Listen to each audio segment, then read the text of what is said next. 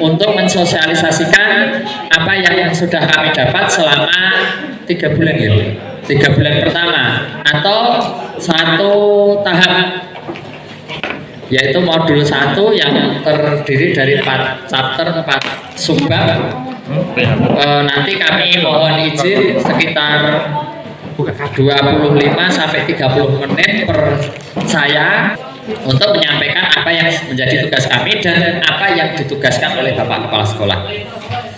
Bapak Ibu, kita mulai. Bismillahirrahmanirrahim. Assalamualaikum warahmatullahi wabarakatuh.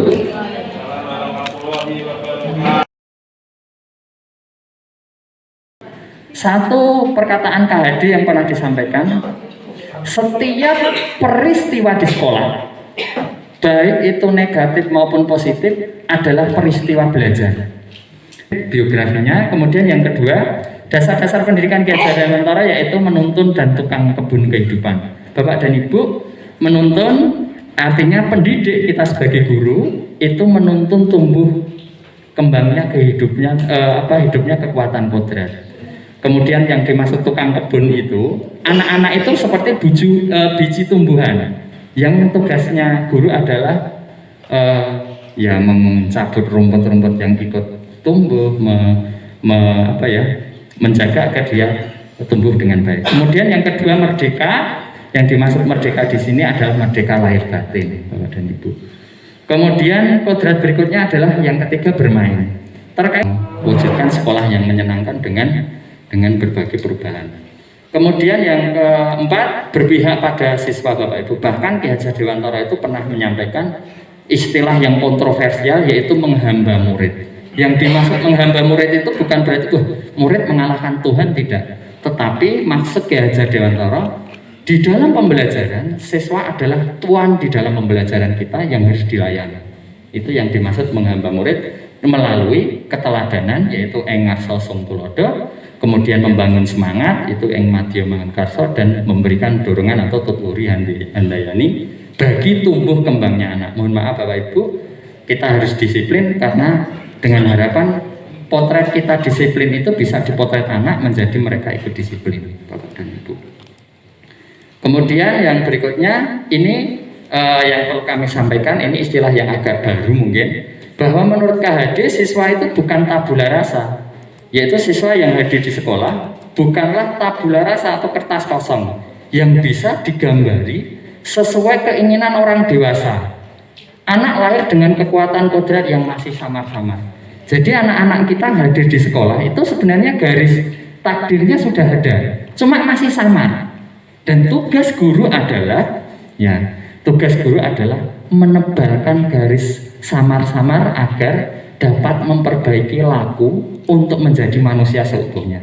Karena anak datang ke sekolah itu ada yang sudah punya bakat gambar, punya bakat reparasi motor dan lain-lain, punya bakat sendiri-sendiri yang disebut dengan kodrat yang masih samar. Kemudian proses menebalkan ini melalui diri dan sosiokultural. Menurut KHD, melalui diri yang dimaksud adalah mengembangkan potensi diri sejak masuk sekolah, di sekolah dasar sampai tingkat lebih lanjut. Sedangkan melalui sosiokultural, melalui budaya setempat, contohnya permainan gobak sodor dan lain-lain yang ada di tempat kita. Mungkin egrang itu di taman siswa itu masih diuri-uri terus kegiatan-kegiatan itu, serta kalau kami menyikapi serta nilai-nilai kebaikan yang ada diambil dari tradisi nyadran ini. Ya, nyadran berasal dari bahasa Sanskerta, yaitu srada yang berarti keyakinan. Kita baru tahu nggak kalau ternyata nyadran itu dari bahasa Sanskerta yang berarti keyakinan. Kemudian nyadran merupakan tradisi yang banyak nilai pendidikannya. Membersihkan makam bersama berarti itu ada nilai kepedulian, ada nilai kebersamaan, ada nilai gotong royong, ada menyajikan nilai kuliner dan berbagai ragam. Tumpeng di sana sebenarnya kita harus menjelaskan kenapa bentuknya nasi tumpeng, karena nasi tumpeng di situ punya makna 5 waktune sing mempeng. Ya, artinya kalau kita Muslim ya. Terus berikutnya ada budi pekerti. Budi pekerti ini terkait dengan kognitif, afektif, dan psikomotor ini. Bagaimana siswa itu bisa dikatakan berbudi pekerti itu jika perpaduan antara kognitif, afektif, dan psikomotornya. Bapak Ibu, setelah KHD kami matur langsung ke modul yang kedua, itu tadi tentang filosofi KHD. Di modul kedua ini kami belajar tentang nilai dan peran guru penggerak. Bapak Ibu, kami hanya satu slide ini saja yang nilai dan guru penggerak, bahwa kami sebagai guru penggerak itu belajar untuk memiliki 5 nilai. Ya, ini 5 nilai ini yang harus kami miliki, yaitu mandiri, kolaborasi, refleksi, inovasi. Mandiri itu kita tidak boleh bergantung dengan apapun untuk belajar. Kalau ada kesempatan belajar, kita harus belajar. Tetapi apa yang kita sudah dapat harus kita kolaborasi. Refleksi menghasilkan inovasi. Bapak Ibu, pesan dari instruktur di tataran SMA, SMK itu yang banyak hilang adalah kegiatan refleksinya. Karena pembelajaran kita tergesa-gesa menutup sehingga tidak ada refleksi di sana. Padahal tolong disampaikan kegiatan refleksi itu penting, bahwa apa yang sudah dipelajari saat pembelajaran itu harus direfleksikan kembali. Dan yang terakhir dari nilai itu adalah berpihak pada murid. Setelah memiliki nilai ini, kita harus mampu memerankan, yaitu sebagai pemimpin pembelajaran. Seorang guru harus mampu merancang pembelajaran sampai menjalankan asesmen. Juga penggerak komunitas praktisi. Teman-teman, ketika teman-teman aktif di dalam kegiatan baik MGMP sekolah maupun MGMP tingkat kabupaten, itu pasti ya atau tidak kemampuan teman-teman akan naik. Ya, maka potensi untuk ada MGMP ini baik di tingkat sekolah maupun di tingkat kabupaten itu menjadi kesempatan teman-teman untuk belajar. Kemudian juga coach sebagai guru lain. Yang coach itu bukan berarti kami merasa lebih tinggi, enggak. Coach itu hanya sebagai tempat taren. Siswa seperti ini berbuat seperti ini, api tak kapak. Kami hanya memberikan sedikit-sedikit tentang masukan. Kemudian kita mendorong kolaborasi antar guru. Karena enggak mungkin satu sekolah akan dijalankan 1, 2, 3 guru, tetapi semua guru harus berkolaborasi untuk terwujudnya profil pelajar Pancasila. Nanti sambil kita belajar, karena sebentar lagi kurikulum juga akan berubah, bahwa arah kurikulum berikutnya adalah profil pelajar Pancasila. Ada 6 di sana tujuannya, beriman dan bertakwa, berakhlak mulia, kemudian berkebinekaan global, bergotong royong, bernalar kritis, dan lain-lain. Ada 6 Bapak Ibu. Ini kita lanjut ke modul berikutnya, yaitu visi guru penggerak. Di visi guru penggerak kita mengenal tentang manajemen inquiry apresiatif. Bapak dan Ibu, ternyata semua guru yang hadir di sekolah kita itu punya kekuatan, punya potensi yang berbeda antara satu dan guru yang lain. Yang namanya manajemen inquiry apresiatif, misalkan contoh, Pak Slawi suaranya keras, maka ya atau tidak potensi suara yang keras itu akan dimanfaatkan sekolah untuk mendorong budaya positif di sekolah. Ya, misal kemudian Bu Erika vokalnya bagus, penyanyi misalkan, ya dengan suara itu harus menjadi potensi aset bagi sekolah. Semua dicari positifnya, tidak boleh mencari kekurangannya. Karena mohon maaf, di modul ini yang saya pelajari, saya petik gini, orang bahagia itu pasti dia berbicara dengan dirinya sendiri, yaitu refleksi. Tetapi orang yang tidak bahagia itu membicarakan orang lain. Maka mohon maaf, ternyata orang yang kalau kita membicarakan orang lain itu berarti kita tidak bahagia. Di modul ini ya, di modul ini. Kemudian di manajemen inquiry apresiatif, untuk dapat mewujudkan visi dan melakukan proses perubahan, maka perlu sebuah pendekatan atau paradigma. Paradigma yang disebut yaitu inquiry apresiatif. Inquiry apresiatif dikenal sebagai pendekatan manajemen perubahan yang kolaboratif dan berbasis kekuatan. Jadi kekuatan semua aset siswa kita sekong gunung, ya potensinya apa begitu. Kalau kita memang mayoritas seninya mungkin topeng irengan, karena reok gunung ya topeng irengnya yang kita misalkan begitu. Kemudian menggunakan prinsip utama psikologi positif, Bapak dan Ibu. Kita lanjut, karena ini yang utama, kurang lebih 15 menit kami sampaikan tentang budaya positif, Bapak dan Ibu. Di budaya positif ini ada 6 materi. Yang pertama tentang perubahan paradigma, Bapak dan Ibu. Untuk membangun budaya positif, sekolah perlu menyediakan lingkungan yang positif, aman dan nyaman, agar murid-murid mampu berpikir, bertindak, mencipta dengan merdeka, mandiri dan bertanggung jawab. Salah satu strategi yang perlu ditinjau ulang adalah bentuk disiplin yang dijalankan selama ini di sekolah. Pesan dari Pak Iwan Rahril, Dirjen GTK dan Pak Menteri, tinjau kembali disiplin yang sudah terbentuk selama ini di sekolah. Jangan-jangan ada sesuatu yang salah di sana. Ya, dengan kita belajar ini, maka kita mencoba Bapak dan Ibu ada tentang pemahaman baru. Yang pertama, ilusi guru mengontrol murid. Pada dasarnya kita tidak dapat memaksa murid untuk berbuat sesuatu jikalau murid tersebut memilih untuk tidak melakukannya. Walaupun tampak kita sedang mengontrol perilaku murid tersebut, hal ini karena murid tersebut sedang mengizinkan dirinya untuk dikontrol. Saat itu bentuk kontrol guru menjadi kebutuhan dasar yang dipilih murid tersebut. Teori kontrol menyatakan bahwa semua perilaku memiliki tujuan, bahkan terhadap perilaku yang tidak disukai. Itu ilusi Bapak Ibu. Sebenarnya kalau kita ngontrol murid itu ilusi. Artinya gini, pas petok kita bajunya rapi banget, tapi begitu kita berpaling bajunya ditopi menaik. Itu ilusi Bapak dan Ibu. Ilusi bahwa semua penguatan positif itu efektif dan bermanfaat. Penguatan positif atau bujukan adalah bentuk-bentuk kontrol. Segala usaha untuk mempengaruhi murid agar mengulangi suatu perilaku tertentu adalah suatu usaha untuk mengontrol murid tersebut. Dalam jangka waktu tertentu, kemungkinan murid tersebut akan menyadari dan mencoba menolak suatu ketika.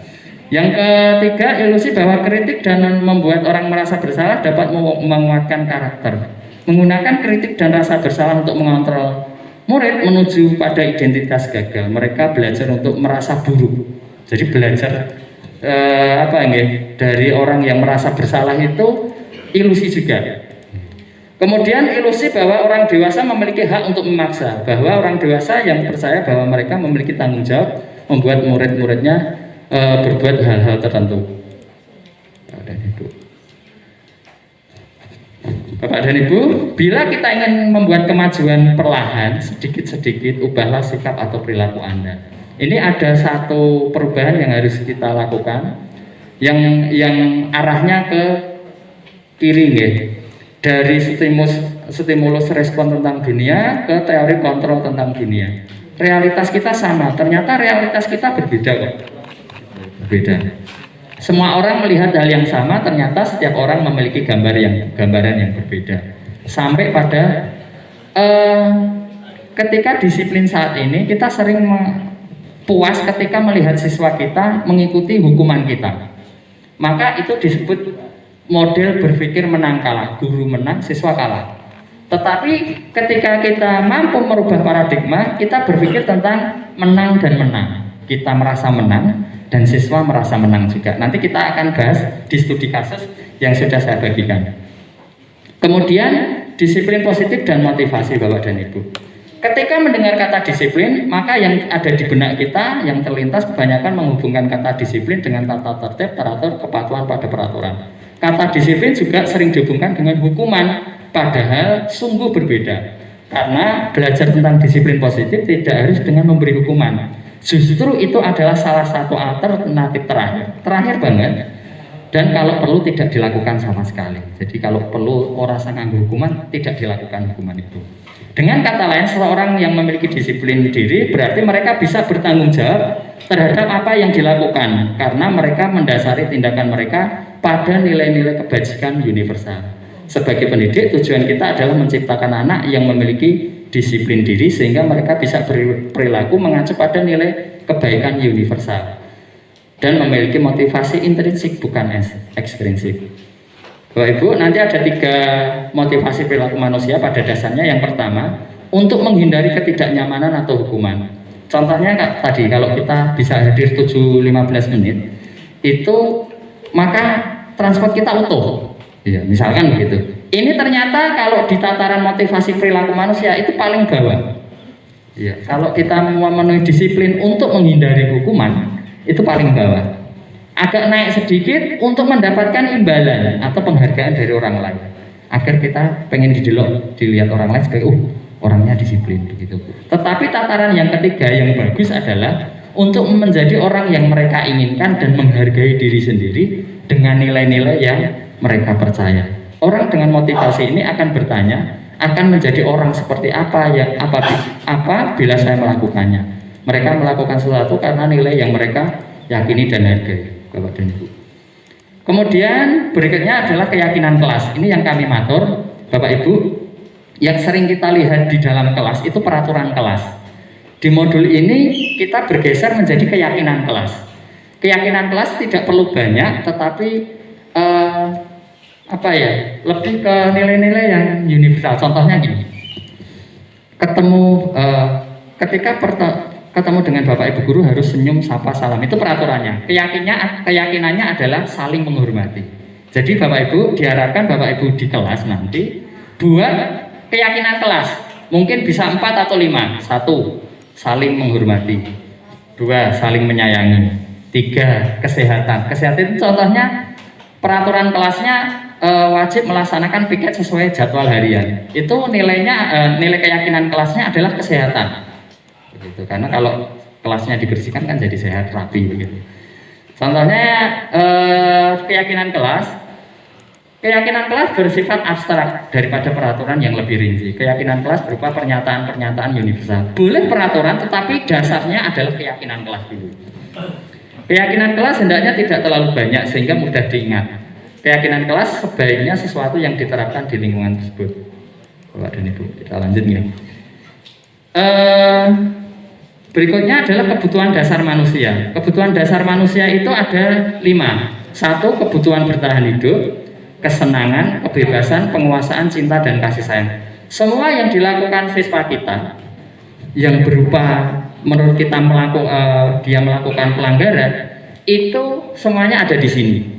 Contohnya tadi sampai siswa merokok, itu sebenarnya kebutuhan dia terhadap kebebasan. Nah, hal-hal seperti itulah nanti yang dalam disiplin positif kita akan tuntun siswa tersebut agar terselamatkan dari hal-hal yang sifatnya negatif. Ada kesenangan, cinta kasih, penguasaan, dan kebebasan. Berikutnya ada posisi kontrol nih, di materi ini tinggal 2 slide lagi mungkin. 5 posisi kontrol Bapak Ibu guru. Nanti tolong Bapak Ibu guru bertanya pada diri Bapak Ibu sendiri, kira-kira masuk yang mana? 1, Bapak Ibu masuk penghukum. Yang kedua, pembuat orang merasa bersalah. Ketiga, teman. Keempat, pemantau. Atau kelima, manajer dalam melayani siswa yang melanggar peraturan. Contoh gini, yang penghukum itu selalu berkata patuhi aturan saya atau awas. Itu penghukum tipenya. Yang tipe kedua, membuat orang merasa bersalah itu, ibu sangat kecewa sekali dengan kamu. Itu membuat orang merasa bersalah, siswanya merasa bersalah. Teman, ayolah bantulah demi Pak Guru. Ayo cado, mantap PKL. Wes angel lho sing golek ke tempat PKL. Itu posisi kita sebagai teman. Terus yang keempat, pemantau. Pemantau itu dia berkata peraturannya apa? Apa yang telah kamu lakukan itu pemantau. Harapannya Bapak Ibu, minimal kita ya mulailah, kalau kemarin hanya penghukum itu berupa fisik dan verbal, kita bergeser ke kalau bisa sampai manajer. Kalau sampai manajer itu dia akan bertanya apa yang kita yakini. Misalkan saling menghormati. Kalau kamu masuk PKL dengan tepat waktu berarti kamu mengingatkan kita dengan keyakinan kelas kita saling menghormati. Misalkan begitu. Apakah kamu bersedia memperbaikinya? Dia si guru tersebut tanya, kamu mau nggak memperbaikinya? Dan apa rencanamu? Kemarin saya buat studi kasus begini. Ada, mohon maaf, saya mau izin Pak Ari, kemarin ada 2 siswa yang saya angkat di dalam studi kasus saya. Dia PKL 3 bulan, yang 1 bulan terakhir itu dia nggak berangkat beberapa kali. Ya, di video itu saya panggil. Ada 2 siswa, dia berkata, lah kamu nggak berangkat PKL, bolos PKL kemana? Nongkrong. Nah, misalkan begitu. Nah terus saya bertanya, apakah menurut kamu apa yang kamu lakukan itu benar atau tidak? Saya hanya bertanya terus, memvalidasi. Terus kira-kira kalau kamu menginginkan keyakinan bahwa besok kamu ingin menjadi mekanik yang andal, apa yang akan kamu lakukan? Belajar lagi Pak. Maukah kamu belajar dari kesalahanmu kemarin? Ya Pak, misalkan kamu dengan PKL lagi di bengkel tersebut di luar waktu masa PKL, mau Pak? Itu di video yang saya susun gitu ya. Kemudian, loh kan kita sudah masuk pembelajaran, ya Pak, saya mau PKL di hari Sabtu dan Minggu. Itu contohnya ketika kita bisa menjadi manajer, cita-citanya begitu Bapak Ibu. Yang terakhir, segitiga restitusi Bapak Ibu. Di segitiga restitusi itu kita sebagai guru, ketika murid Anda melakukan kesalahan, tindakan mana yang akan Anda lakukan? Satu, menunjukkan kesalahannya, mengatakan kamu seharusnya bla bla bla gitu ya.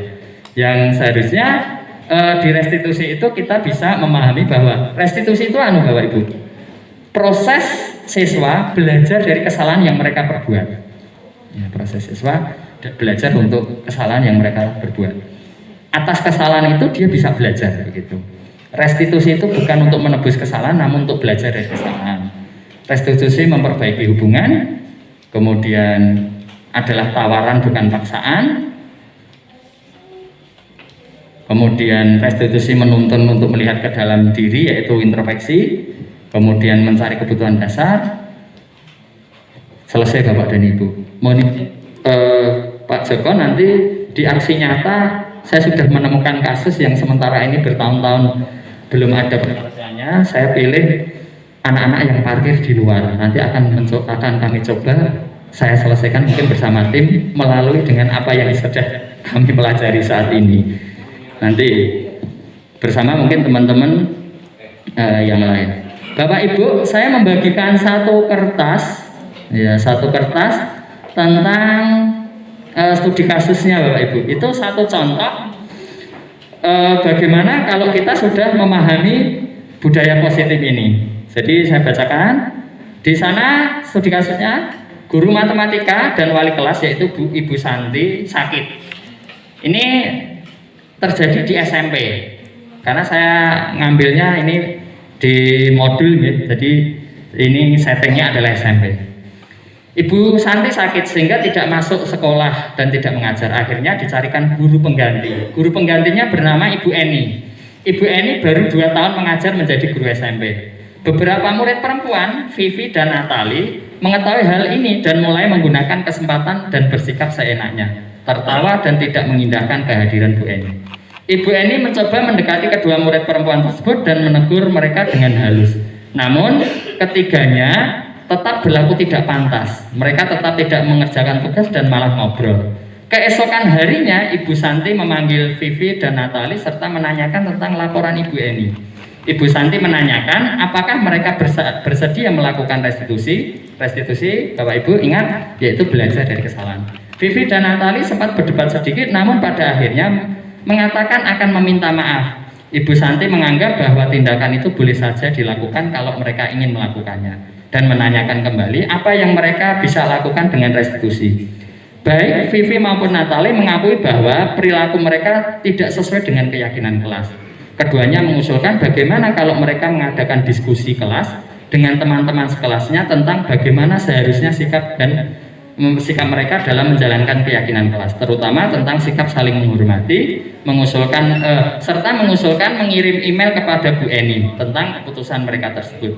Mereka pun akan memberitahu Ibu Eni bahwa mereka akan mengusulkan kepada kepala sekolah agar kali waktu ketiadaan guru Ibu Eni yang menggantikan, dan pada kesempatan itu mereka menunjukkan sikap yang lebih santun. Ini yang dilakukan oleh Vivi dan Natali. Ada 3 pertanyaan di sana. Dalam penerapan restitusi kasus di atas, sikap restitusi apa yang dijalankan Ibu Santi?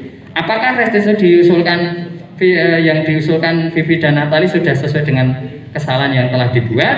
Bagaimana dengan solusi yang diusulkan keduanya? Langkah restitusi apa saja yang sudah dilakukannya? Ketiga, dalam kasus di atas, posisi apakah yang telah diambil oleh Ibu Eni dalam menangani Vivi dan Natali? Analisanya berdasarkan budaya positif Bapak dan Ibu. 1.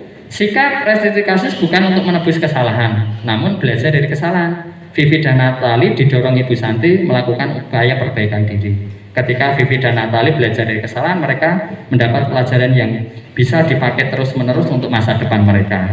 Sikap restitusi memperbaiki hubungan. Bu Santi mengusulkan kepada Vivi dan Natali mengirimkan email tentang sikap saling menghormati. Ya, Vivi dan Natali mengirimkan email kepada Bu Eni tadi. Yang kedua, sudah sesuai Vivi dan Natali mengusulkan kepada kepala sekolah agar Ibu Eni menggantikan jika ada guru yang berhalangan hadir. Langkah-langkahnya adalah menstabilkan identitas, yaitu Bu Santi memanggil Vivi dan Natali menanyakan tentang laporan Bu Eni. Jadi nomor 2 ini terkait restitusi tadi Bapak Ibu. Validasi tentang tindakan salah, kemudian menanyakan keyakinan. Yang ketiga, posisi kontrol yang diambil oleh Bu Eni yaitu sebagai teman. Kalau Bu Santi sebagai manajer. Bapak dan Ibu, demikian yang kami matur terkait